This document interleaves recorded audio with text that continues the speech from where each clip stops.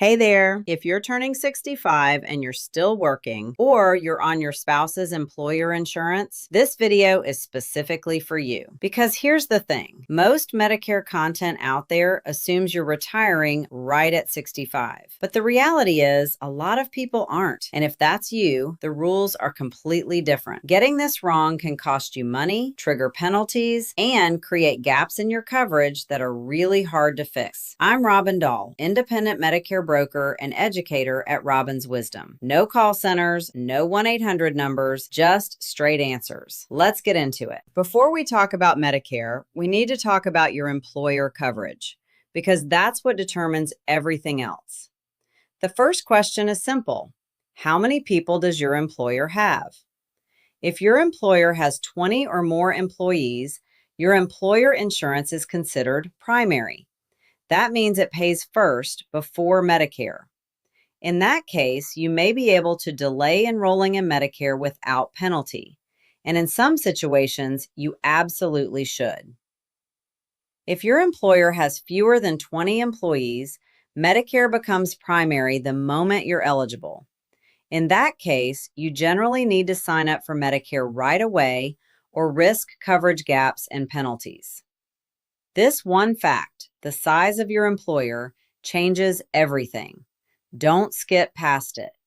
You'll hear the term active coverage a lot when it comes to Medicare and employer insurance. Here's what it actually means.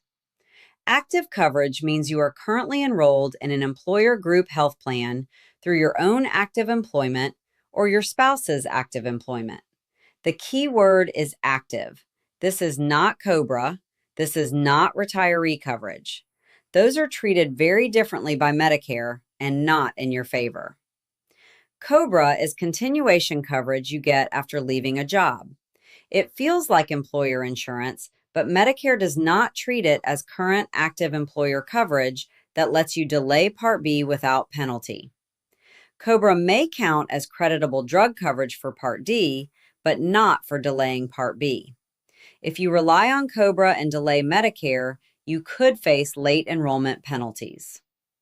Retiree coverage works the same way. If your former employer offers you health coverage in retirement, that is not considered active employer coverage for Medicare purposes. You cannot use it to delay enrolling. So to be very clear, active coverage means you or your spouse is currently working and currently enrolled in that employer's group health plan. That's it. Here's where most people get confused. Medicare has two main parts when you're first eligible, Part A and Part B, and you don't have to take them both at the same time. Part A is hospital insurance. Most people don't pay a premium for it. For many people, taking premium-free Part A at 65 while still working can make sense, because it gives you a backup layer of hospital coverage. But there is one big exception. If you are contributing to a health savings account, an HSA, you need to be very careful.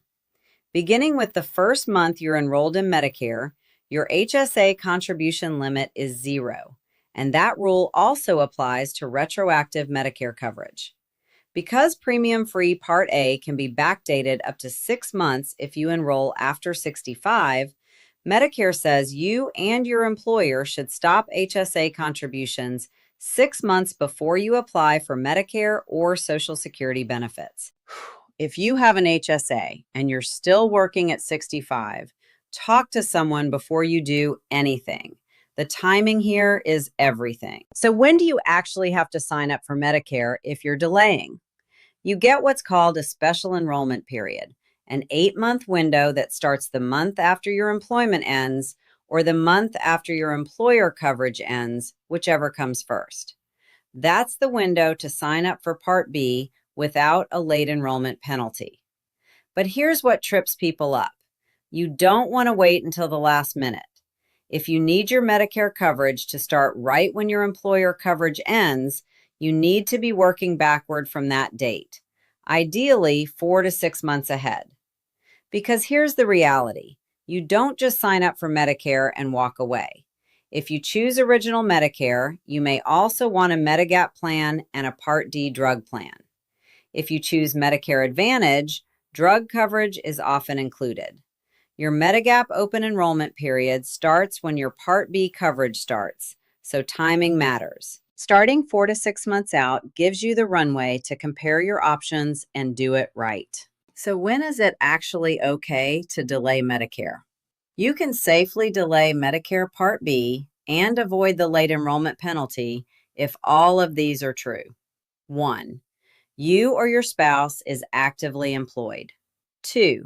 You are enrolled in that employer's group health plan based on current active employment. 3. Your employer generally has 20 or more employees. If all 3 boxes are checked, you are generally safe to delay Part B and avoid the penalty. When your employment or coverage ends, you use your special enrollment period to sign up.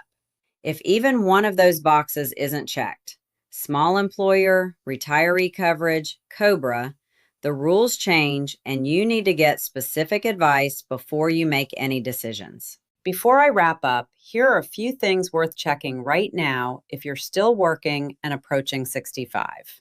Is your drug coverage creditable? Most employers are required to send you a letter every year telling you whether your prescription drug coverage is as good as or better than Medicare Part D. If it is, great, you're protected. If it isn't, you could face a Part D late enrollment penalty if you go more than 63 days without creditable drug coverage. Tuck that letter in a folder somewhere safe. How much are you paying for your employer plan? Run the numbers. Some people are paying $600, $700, $800 a month through payroll. At that price point, Medicare plus a supplement might actually be cheaper. It's worth comparing before you assume staying on your employer plan is the right move. Are you contributing to an HSA? We covered this already, but it's worth repeating. If you're putting money into an HSA, coordinate your Medicare timing carefully.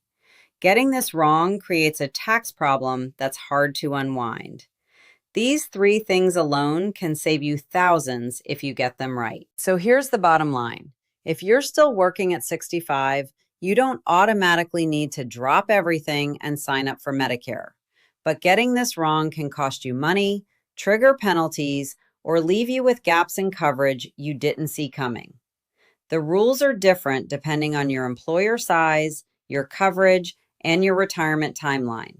And this is where most people make mistakes. The next video in this series breaks down Medicare Advantage versus Medigap, how to actually decide which path is right for you. That one's up next. And if you want help looking at your specific situation, your employer plan, your timing, your prescriptions, that's exactly what I do. Head to RobinsWisdom.com and request a free Medicare review. No call centers, no 1-800 numbers, just Robin Dall, here to help you make the right decision the first time. I'll see you in the next one.